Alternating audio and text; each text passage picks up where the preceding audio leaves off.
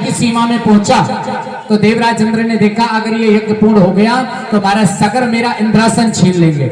महाराज सगर मेरा इंद्रासन छीने उससे पहले ही मैं कुछ अपनी व्यवस्था करूंगा। देवराज इंद्र अमरावती से आए, उस घोड़े को चुरा करके ले गए और पाताल में जाकर के कपिल मुनि के आश्रम में घोड़े को बांध दिया। सगर के 60,000 पुत्रों ने उस घोड़े को ढूंढना प्रारंभ किया, चारों दिशाओं में ढूंढा, कहीं नहीं मिला तो उस पृथ्वी को खोदना शुरू किया और इस पृथ्वी को इतना खोदा कि सागर बना दिया। मुंबई शहर के किनारे जो समुद्र बना हुआ है ये वही सगर के 60,000 पुत्रों ने खोद करके उसे समुद्र बनाया है, ऐसा कहीं कहीं वर्णन मिलता है। 60,000 पुत्रों ने खोद करके सागर बना दिया, सीधे पाताल में पहुंचे, कपिल मुनि के आश्रम में घोड़ा बधा दे। कपिल मुनि को उल्टा सीधा कहने लगे, असभ्य शब्दों का प्रयोग करने लगे। कपिल मुनि के नेत्र खुले, 60,000 पुत्र जल करके भस्म हो गए। असमंजस ने देखा कि मेरे भाई अकाल मृत्यु मरे हैं, अब इनकी मुक्ति कैसे होगी। पता चला अगर गंगा मैया इस पृथ्वी पे आ जाए तो इन सबकी मुक्ति हो जाएगी। असमंजस ने कोशिश की गंगा जी को लाने के लिए, लेकिन नहीं ला पाए।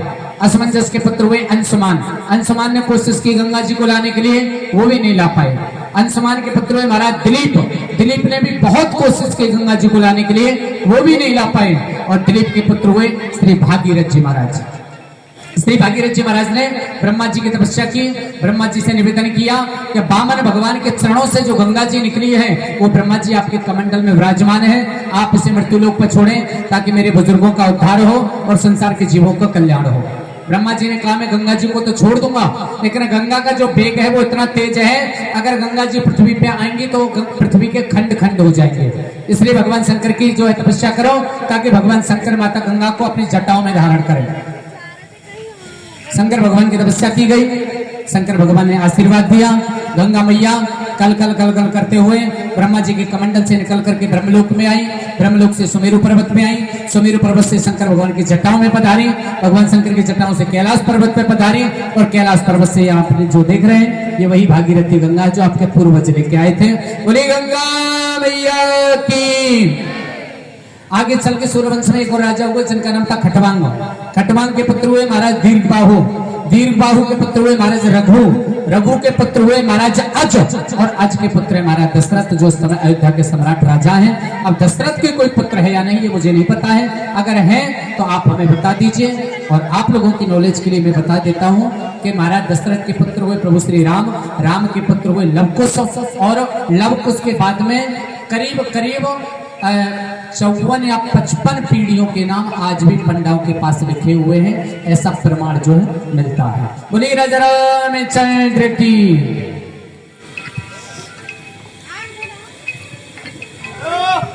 अरे क्या हो गया चुनचुन करो, आप समझाइए आपने सूर्यवंश की वंशा चोरी। महाराज दशरथ के 4 पुत्र हैं, कौन कौन सा नाम? राम, लक्ष्मण, भरत, शत्रुघ्न। जी जी जी। बेटा राम, प्रभु आपके पूर्वज जब यहाँ आते थे आप योगेश साउंड सर्विस आपके श्री कर कमलों से ये प्रभु के चरण में 21 रुपए का दान हो रहा है। ठाकुर जी का बहुत बहुत आशीर्वाद। आप सेठी साउंड आपके कर कमलों से प्रभु के चरण में 21 रुपए का दान हो रहा है। ठाकुर जी का बहुत बहुत आशीर्वाद। स्वर्गीय श्री सुंदरलाल लोधी जी एवं लोधी कैटर्स आपके श्री कर कमलों से प्रभु के चरणों में 21 रुपए का दान हो रहा है। ठाकुर जी का बहुत बहुत आशीर्वाद। राम जी कृपा करें। 12 बजे आपके बुजुर्ग जब आते थे सब पंडाओं को थे, आप क्षत्रियों के राजा हैं, आप इन पंडाओं को कुछ द्रव्य दक्षिणा समर्पण करेंगे। क्यों नहीं, हम इन्हें दक्षिणा में 5-5 गाँव देते हैं।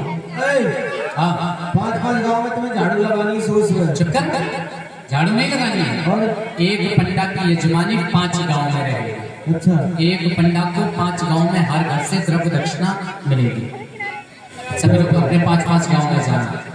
प्रभु आपने जो अपनी तरफ से दिया है आशीर्वाद स्वरूप वो हमें स्वीकार है, लेकिन आपसे निवेदन है हमारा जो घाट है ये कच्चा पक्का है, आप राजा हैं, अगर इसे पक्का करवा दें तो हम इस घाट का नाम श्री राम घाट रख देंगे। ठीक है, हम इसे पक्का करवा देंगे। प्रभु पहले आप गंगा जी में स्नान करें, तभी प्रभु ऋषि निशाने विविध गाने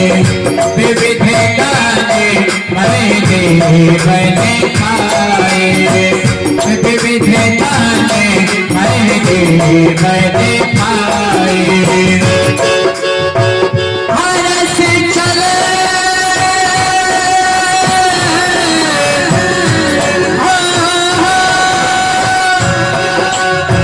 हरस चले मुनि वैद सहाया देखो दे न करो नियराया प्रभु श्री राम विजय नगरी अर्थात नेपाल राष्ट्र में प्रवेश कर चुके हैं। अब नेपाल राष्ट्र है, उस समय तो पूरा भारत था, अखंड भारत था। हर्ष चले मुनि वैद सहाया देव विजय नगर राया बोले राम का राम जब देखे हर्षे अनुज समेत विशेषी देखे अनूप एक अमराई सब सुपास सब भांति सुहाई कौशिक करो मोरे महिमाना यहाँ रहे रघुवीर सुजाना। पुत्र राम, ये हमारा ये इसी में विश्राम करते हैं। चलो महाराज प्रणाम। चलो महाराज मैं आपको जान गया कि आप बक्सर वन निवासी दादतनी महामुनि विश्वामित्र हैं।